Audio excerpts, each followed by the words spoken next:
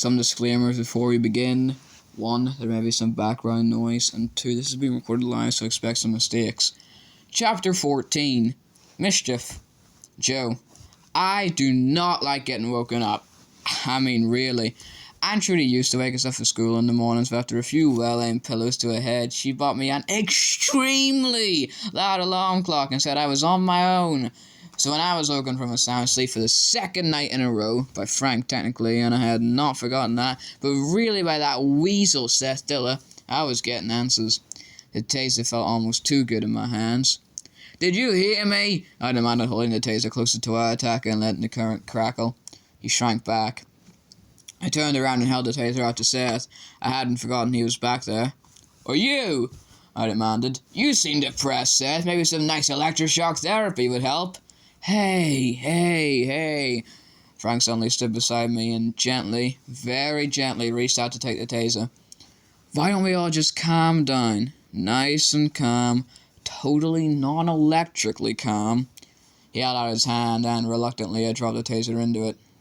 "I want answers," I whispered to my brother. "Let's not get arrested." He hissed back. Seth and Dave, Letterman, still looked pretty freaked, though. Seth's eyes were the buggiest I'd ever seen them, and Dave was shaking. "Take off the mask," I ordered Dave, hoping that just knowing we had the taser now would be enough. It was, apparently. The attacker reached up and pushed the mask back over his head. I saw his face and gasped. "Pat Mackin!" "Neanderthal's right!" I cried. "This wasn't too sophisticated for you after all." Pat's dull eyes rolled into mine, mystified. "Sophisticated?" he asked. Frank had out his hand. Slow down, he said, stepping forward and gesturing for Pat and Seth to sit down. "Why don't you two tell us what happened, in your own words?" The two boys sat, Seth sighing deeply. "I don't know exactly what happened," he said, running a hand over his face. "Tell us what you know," I urged. "Okay," Seth looked at the ground. "I saw the red arrow on my car this evening when you guys were there. You saw it with me." Frank nodded. "Why do you think you were targeted?" Seth shrugged. "I'm not sure," he said. "Really, my best guess, though, is that I'm being punished for talking about it with you two." That had me pretty skeptical. "Talking about it with us? How would anybody know?" Seth glared at me. "You really are naive, aren't you?" he asked. "It's like I told you just now. The walls have ears. I'm sure somebody is listening to this conversation as we speak." I'm not proud of this, but those words sent a little chill down my spine. "Okay," said Frank. "So you see that you're targeted. What then? How did we get here?" Seth looked down at his hands. "I was woken up in the middle of the night by a phone call," he replied. "Sounds familiar," I said. "And?" Seth shivered. "It was this creepy voice," he replied. "It's distorted, like someone talking through a pipe.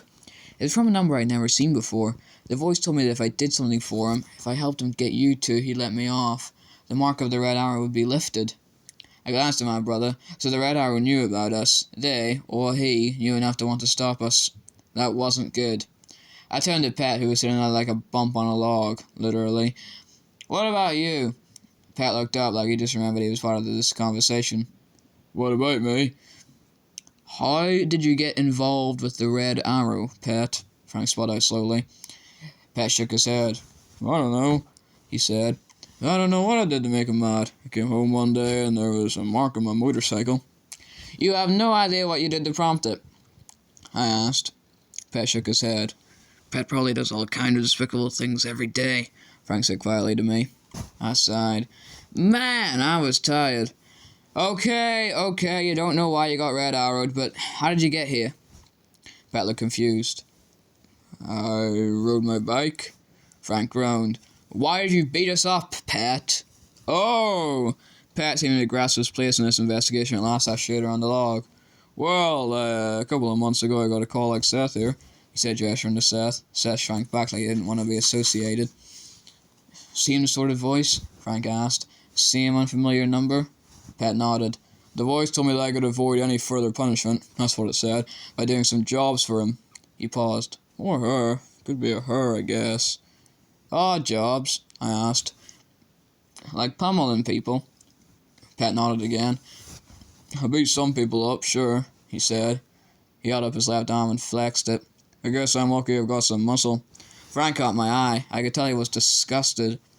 "And that's why you came here tonight?" he said. "That's right," said Pat. "I got a call telling me I had another odd job, and it turned out to be you guys." He grinned. "I was lucky," I said, trying to interpret the grin. "Sure," said Pat. "It was a job I enjoyed after what you boys did to me." Frank held up the taser and sparked at once. "Didn't exactly turn out great for you," he pointed out.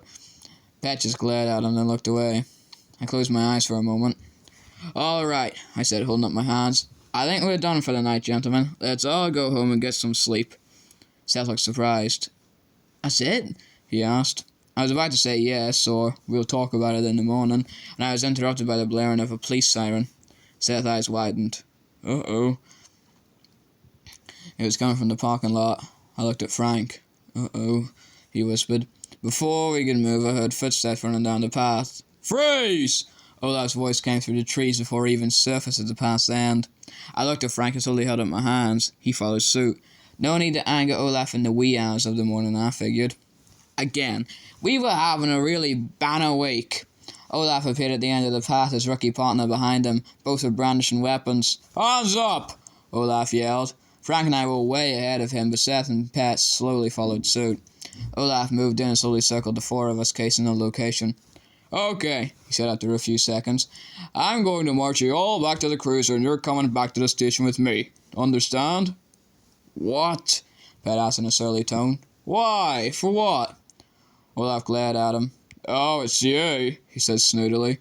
"Back to jail so soon? We've received noise complaints about a fight going on out here." He paused and looked me right in the eye. "We're taking you all in for criminal mischief."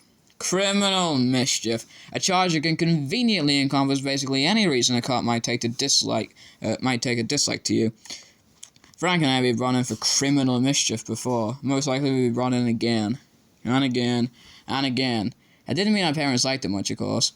As we all marched behind Olaf and his partner back to the cruiser, I caught Frank's eye again. He cocked an eyebrow. "Does this seem like a place with a lot of neighbours to you?" he whispered. He was right. The reason kids could get away with all kinds of various activities in these was that they were completely secluded from everything. The nearest houses were at least half a mile away. Too far to hear the fight we'd had. So what was really going on here?